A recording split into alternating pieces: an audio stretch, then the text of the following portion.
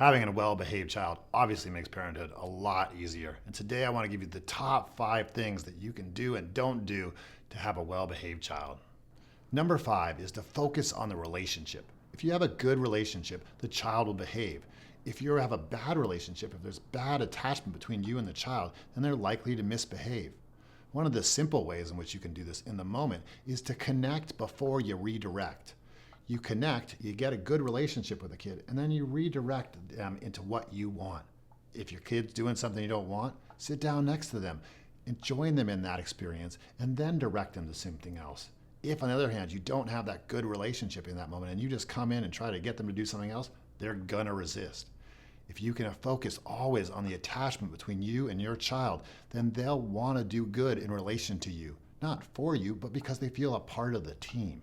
If you can notice when your child is out of attachment with you, maybe when they come home from school or some other disconnected situation, and do something simple just to connect with them. Just a couple minutes of playing around with them or hearing what's going on for them or somehow engaging them will allow them to feel back a part of the system, and they'll be more inclined to behave in a well-mannered way. Along these same lines, when you're talking to them, try not to use a harsh voice. Of course, this is really hard for all of us, but if you come with a harsh voice, they're gonna rebel. Nobody likes being spoken to in a bad way. Nobody likes feeling disrespected. None of us like it as parents, so why would a child like it? Why would a child like being told what to do any more than we do? The reality is that anytime we try to control them and use a harsh tone with them, they're gonna rebel in subtle or big ways.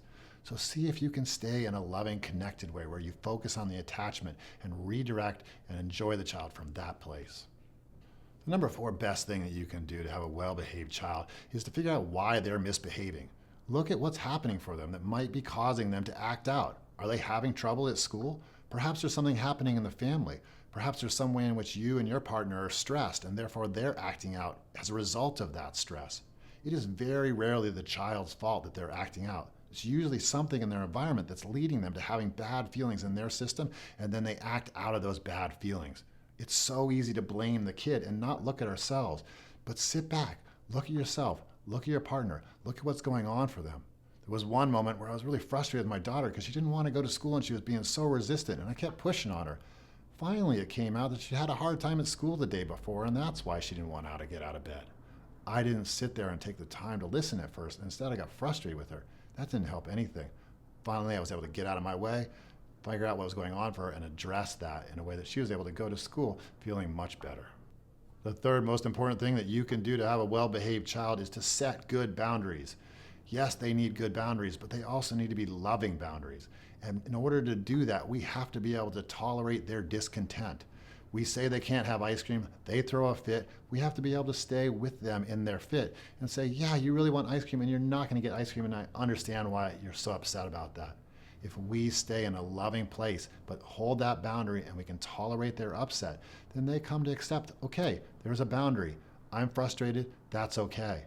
If, on the other hand, we set boundaries and then let go of them all over the place because we can't actually tolerate what's happening for the child, or if we set boundaries that are really harsh and just impose them on our kids and they don't actually make sense, then it's likely to lead all kinds of misbehavior in our kids. And of course, it's okay to renegotiate a boundary. There's many times where I set a boundary and then realized it was ridiculous. If you can't justify the boundary to the kid, then you probably need to reassess it and look at why you're imposing this upon them.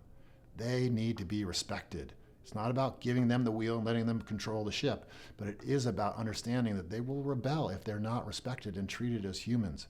If we can maintain a respectful connection with our child throughout their life, then they don't need to break from us in order to feel empowered and whole in themselves.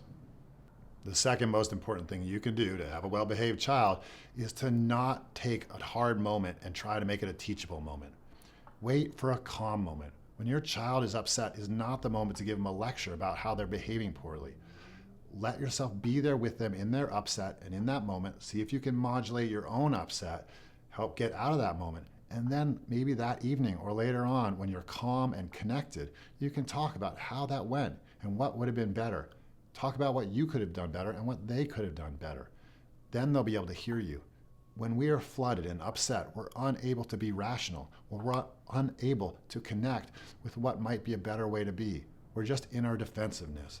So giving our kids lectures in those kind of moments doesn't help. And if you're too flooded to not be able to stay calm with them, then give yourself a timeout. Disengage for a moment, lie down on the floor, close your eyes, take a few breaths. Your kid will be surprised, and it'll allow you to regain your head so you can handle the moment with a lot more calm and poise. The number one most important thing that you can do to support your child to be well behaved is to not use rewards and punishments. Yes, there are a lot of people out there that tell you to use these things in order to get your kid to behave, but countless research studies have shown that neither of these things work to make long-term change for your child. And the reality is that we have an intrinsic motivation, an inner desire to do things in life. When we feel pressured, whether or not it's with a reward or a threat to do something else, we lose that inner motivation. For example, kids love to learn, but if you threaten them that they don't do their homework, then they will move away from learning. Or if you even give them rewards for doing their homework, then they'll move away from learning because it becomes associated with coercion. It isn't associated with that inner yes, that inner sense of free will and I want to do this because it's exciting. Instead, it becomes about getting the lollipop or the $5 or not having to listen you be upset with them. If, on the other hand, the child is supported to be in touch with their own inner yes, for being a good person in the family, then they will do that because they feel connected to the family. If you can focus once again on the connection with the child and your sense of attachment with them, then they will feel good in themselves and they'll want to be a good part of the family. If they're feeling coerced, they're going to be resistant to you, and it's going to be really hard for them to behave well in a way that you're going to be able to appreciate. Thank you for joining me for another episode. I'd love to hear your ideas on how to get your child to act well. Please join the conversation below, and I'll see you next time for another episode. Take care.